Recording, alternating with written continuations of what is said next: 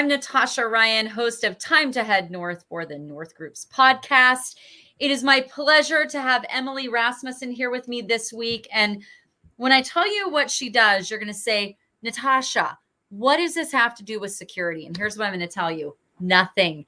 But here's the great part about the North Group is we are filled with altruistic souls. We love to hear about a good philanthropy, and we love to lend our voice or our volunteer time or energy to any philanthropy-driven cause or organization. And when I saw yours, I thought, what a cool concept. I just want to hear more about it, right? So Emily is the CEO and founder of Grapevine. And I am going to let you take over with explaining your mission and your company and your background, Emily. Thank you for joining us. Absolutely. Thanks so much for the invitation, Tasha. And thank you all for listening and learning a bit more about Grapevine.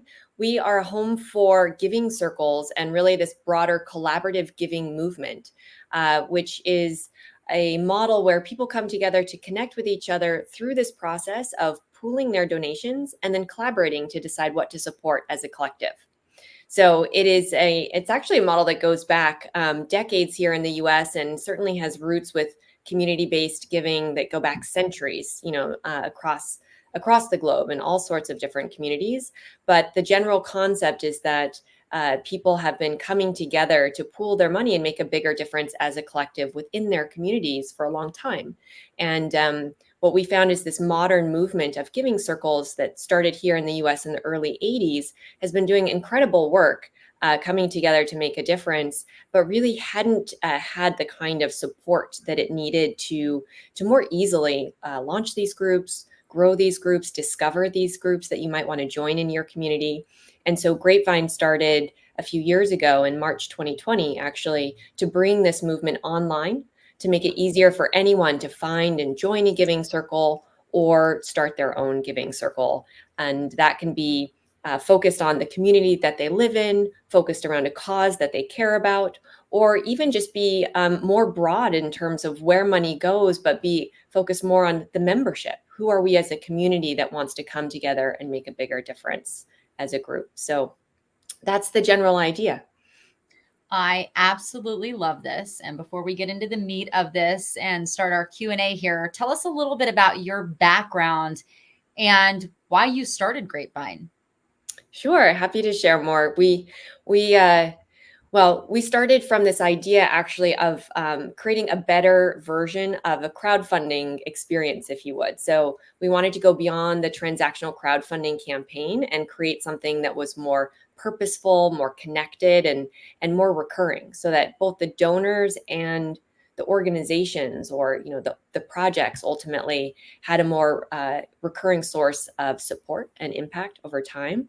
So that was the high level concept. So I have to admit, when I started this work, I was coming at it from that angle. I had been in the microfinance sector for many years and then had transitioned into this crowdfunding world a bit while I was just learning about technology and how it was coming into that kind of microfinance work that I was doing. I got excited about that opportunity to use technology to help unlock funds from communities around the world for communities around the world, essentially. So that kind of pulled me into that space. But as I was exploring crowdfunding, I felt like there was an opportunity to go beyond that transaction, and there was an opportunity to do more. And so ultimately that led to this idea of a more community-based collaborative giving model. When we were in our early days of experimenting with that, a few giving circles discovered us and reached out. And so that's really where this kind of magical moment happened, where we realized, oh, we thought we were creating this whole other form of, crowdfunding, this whole new thing. But no, of course we haven't. People have been doing this for decades and they just need great tools. So it was a perfect kind of moment for us to connect with this existing movement. It happened to coincide with the beginning of COVID. And so, as I mentioned earlier, we launched in March of 2020. That was not planned. We were already kind of building in this direction, but then with COVID came the real need for us to help all of these giving circles in their communities move online so they could continue to do their work during that time, where they could no longer, meet in someone's living room or go down to the local community hall and pool their checks and then drive them down to the nonprofit. So that really became the focus for us our first year and a half, working with those existing giving circles, moving them online.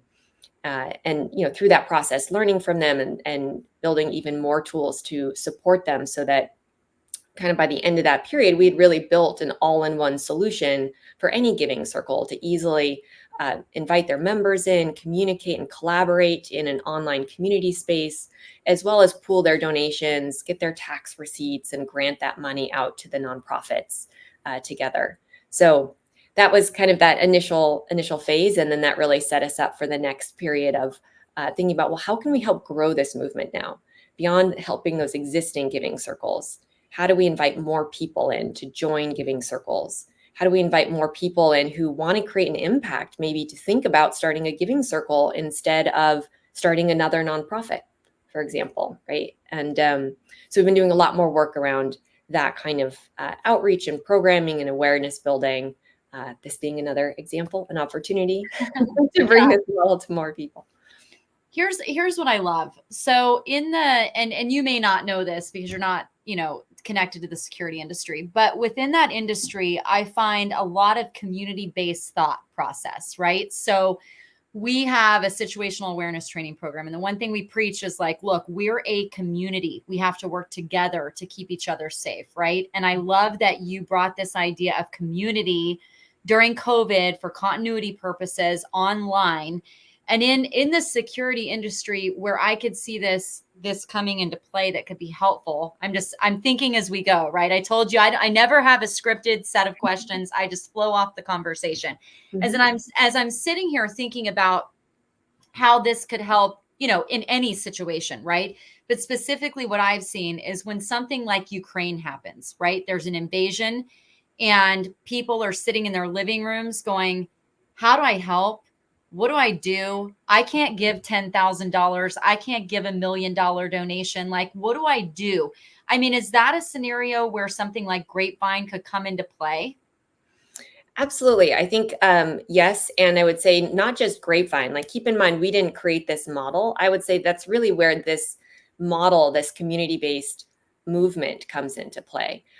What we found is that people tend to discover nonprofits that they want to support through friends and family, through that next rung of people. It's really through those social connections and discovery that people do learn about organizations to support.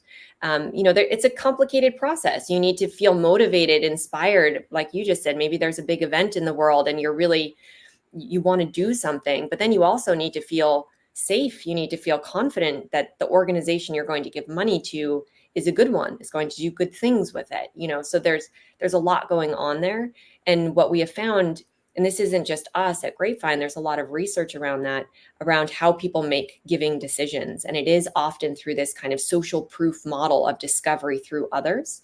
And it's not only about the kind of the social proof piece of it, but it's also about what tends to get surfaced through community. And so what we often see with giving circles is that they're considered actually in the broader philanthropic ecosystem as a force that is democratizing and diversifying philanthropy, because it is engaging a broader community of people, people who might not think of themselves as a philanthropist, for example. I think there's a lot of hesitation around, am I a philanthropist? I don't know. I donate a little bit here and there, but that's not a philanthropist, right? So what does that mean?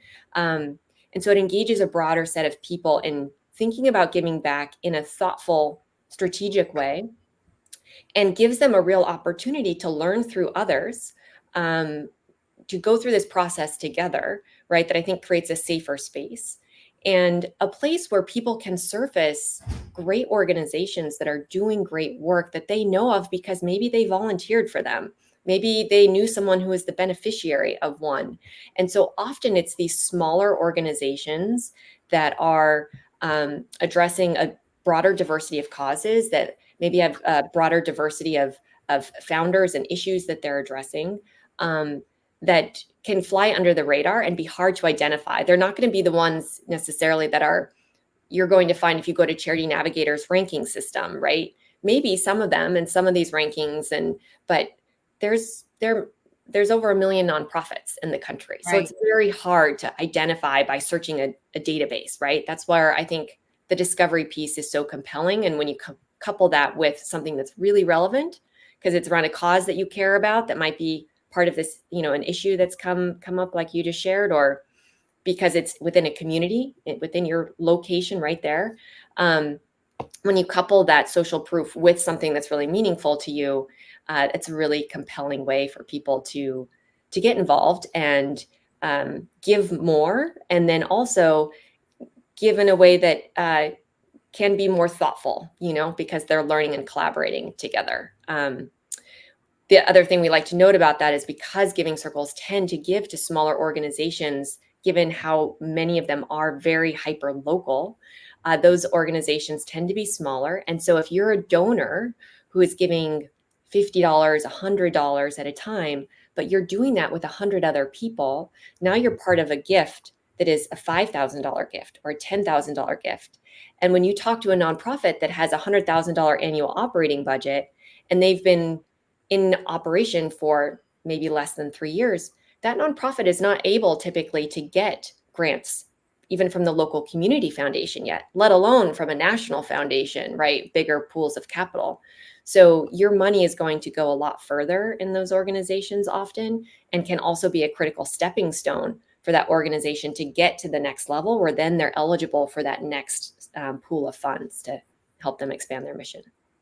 I just absolutely love this because I feel like you're giving people the chance. So I used to be in the news business, and we would go stand and try to solicit donations for the Salvation Army during Christmas as part of like our booth.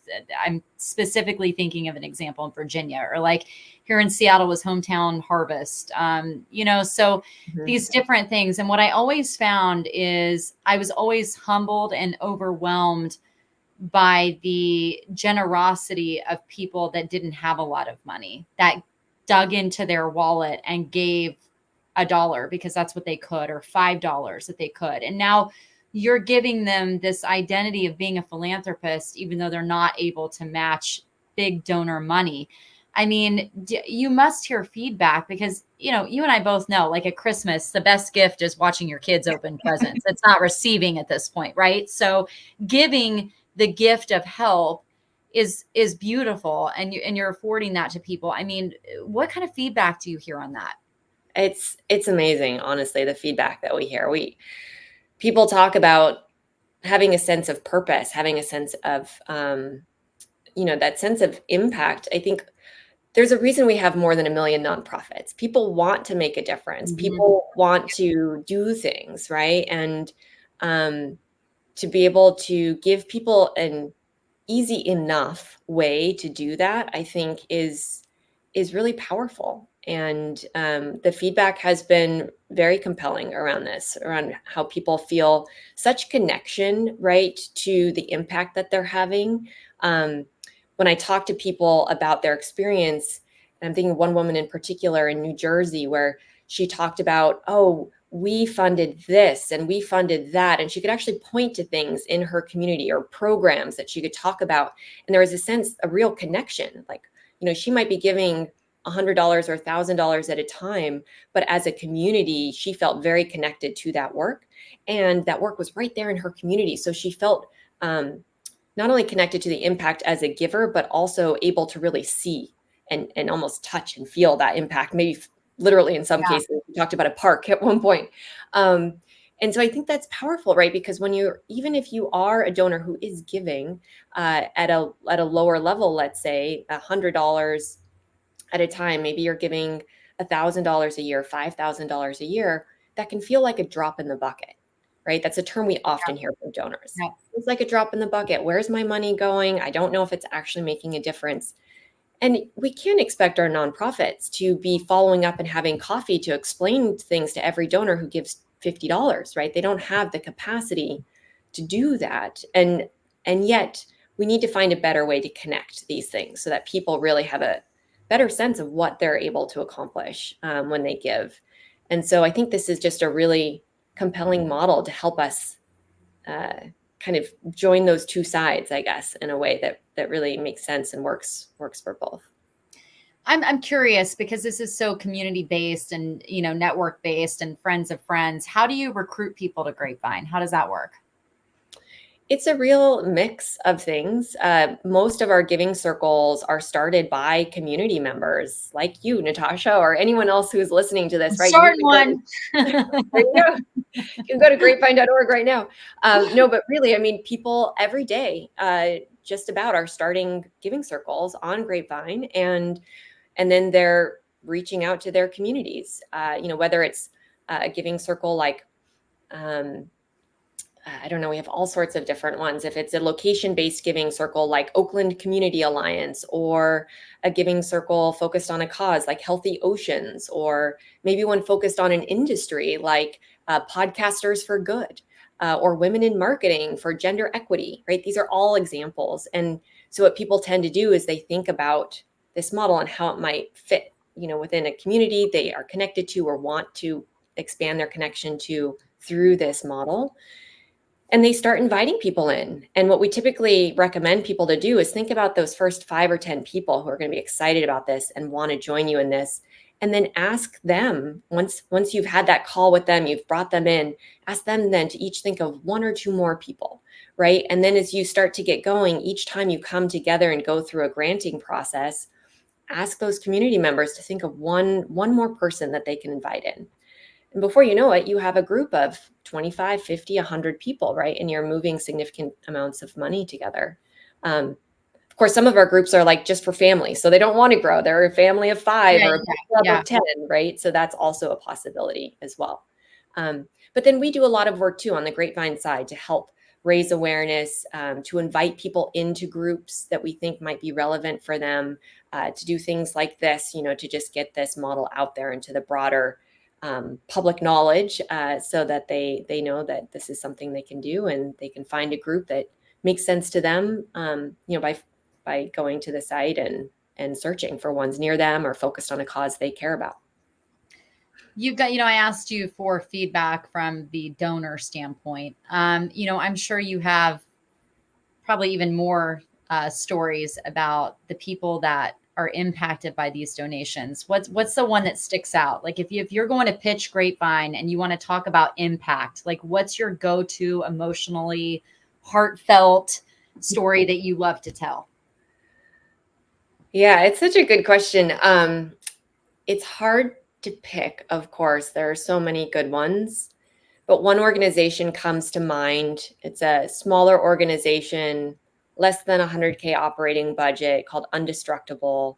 An organization that was less than 3 years old, struggling to meet their budget requirements, and an organization focused on supporting women, specifically those, I believe, like a women's shelter, and those, that maybe have come out of domestic abuse situations, and others and need some support, and to get back on their feet and build their lives, right? And just a really wonderful organization, but one that struggled with getting funding because of just the state of their organization, because they're a smaller budget, because they're a newer organization. So they weren't eligible for a lot of the grants and bigger things that if they just make it to that 3-year mark, that can open up a new world for them. And this woman talked about how literally, I think the word that she used, life-changing, this $10,000 gift was. And it was a giving circle in her community, and she'd been nominated for it. So it kind of came out of the blue, right?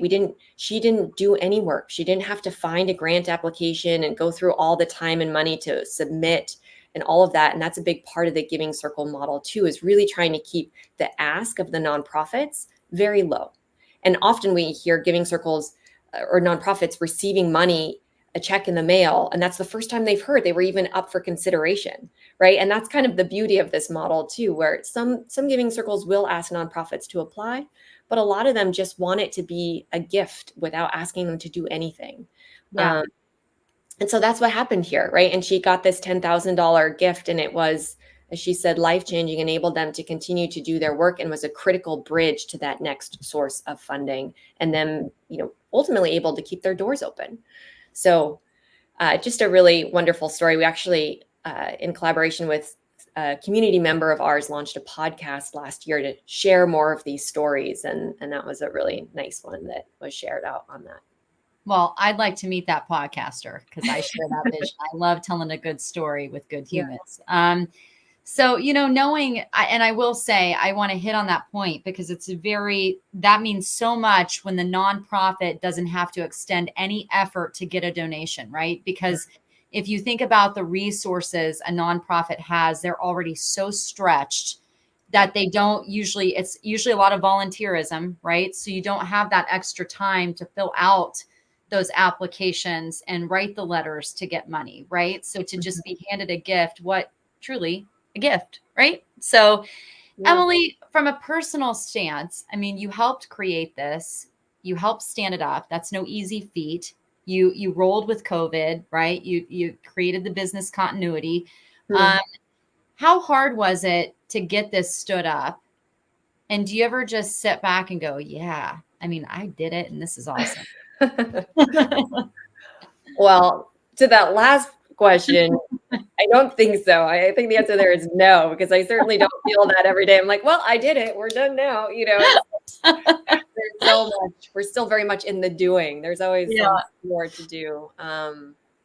But there are moments that are really wonderful, right? You talk to a community member or someone else who's just, I like you, Natasha, I can see it from the outside and see sort of where it is now as this thing that we've created. And that's really rewarding for sure. And I think it's definitely been a journey for us. Like I said, we didn't even know Giving Circles existed when we started. I mean, we kind of started more with this idea of creating a new experience that we wanted to see in the world, and then realized, oh, there are lots of other people doing this, creating this experience, but we could collaborate and enable that with technology to be much more accessible for a much broader set of people.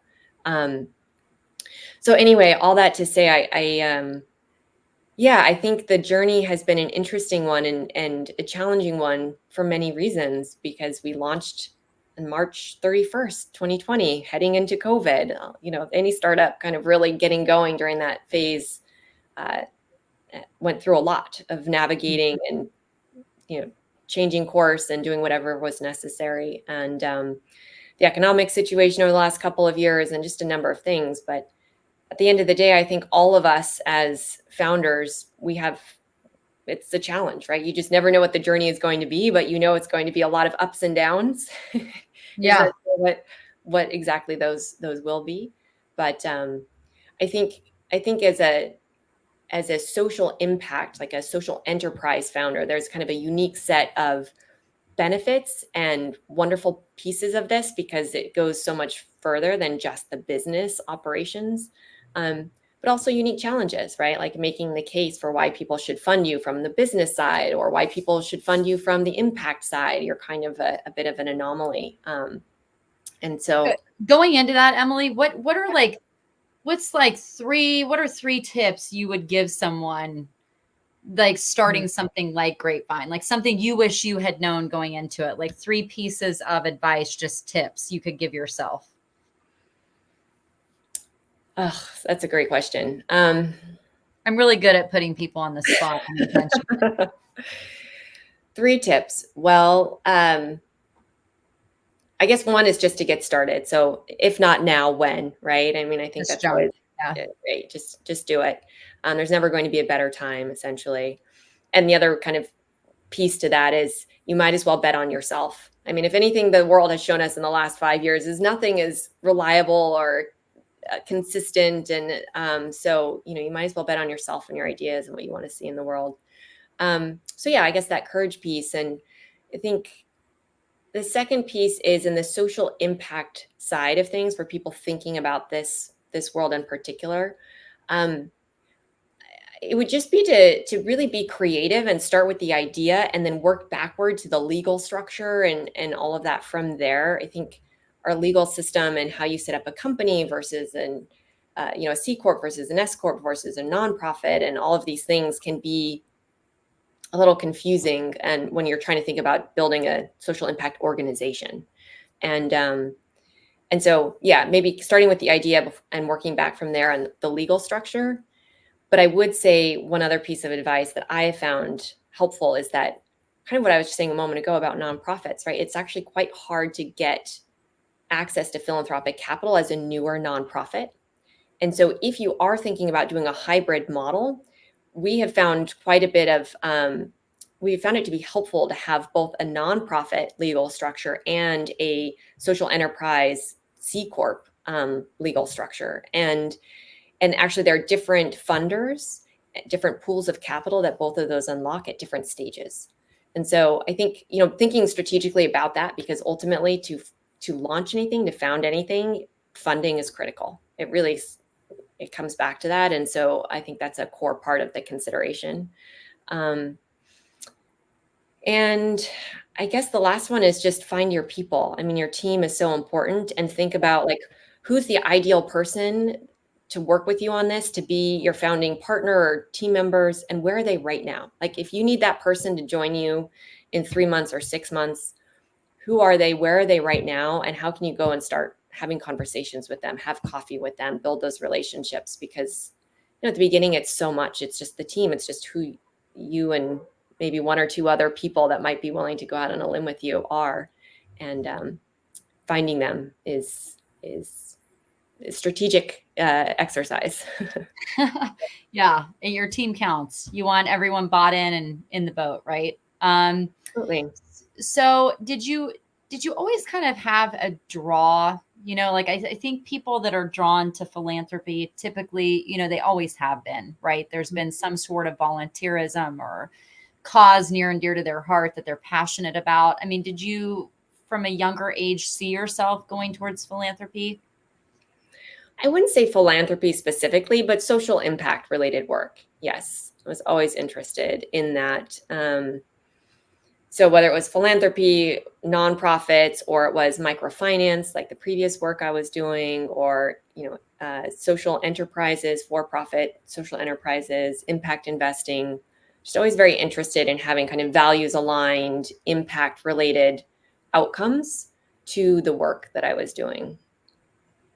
Love it. Okay. Now, if people want to hear more about Grapevine, where do they go? Grapevine.org, O-R-G. Yeah. Check us out there. You can easily, if you go there, you'll find an easy way to search for giving circles that you might be interested in. So if you want to find one that's near you or focused on a cause you care about, there's a great features section and explore feature there. So yeah, just kind of check around and see what might resonate. And if you're hearing this and you're thinking about starting a group, whether it's for a small book club or friends and family group, or just for a larger thing. I mean, often we see people going and exploring the platform and then going, oh, you know what? None of these quite fit. I'd actually love to start a group focused on this with this community. We make it really easy for you to start one in just a couple minutes and provide you with lots of resources and ways to get that up and going. So definitely take advantage of that. And yeah, let us know if we can be helpful. We have a great community team at community@grapevine.org who's always happy to help you navigate any of that as well. Okay, Emily, I want you to close this out with some words of wisdom on the value of community and generosity and what it does for the soul. Oh, geez. What a big closer. Community and generosity and what it does for the soul.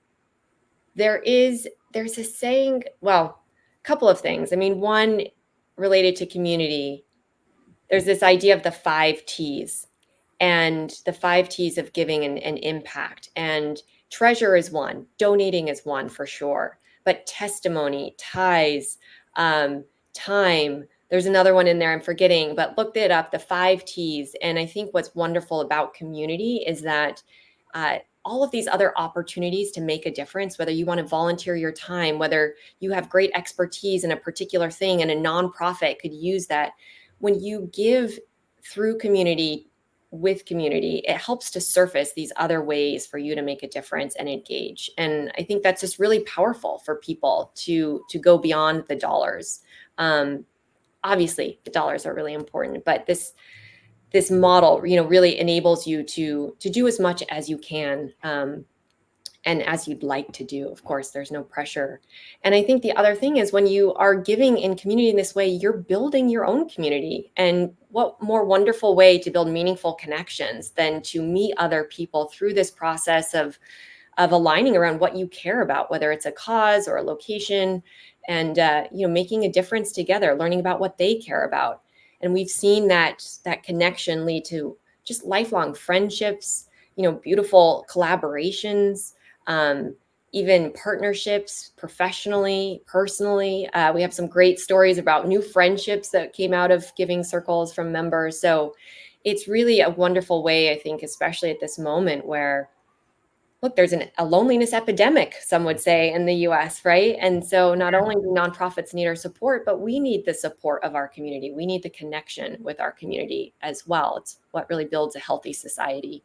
And so I think this model gives so much to everyone who engages in it as a member or as a nonprofit recipient. So hopefully that inspires some people to learn more. Well done, Emily. Thanks, Natasha. Okay, thank you. Yeah, thank you so much for coming on. And thanks to all of you for watching, listening. And for more podcast episodes, you can visit our website, tngdefense.com. Check out the podcast section. If you just want to listen, we're on Spotify, Podbean, and iTunes as well. Thank you, everyone. Have a great day. Thank you, Emily. And we'll see you soon.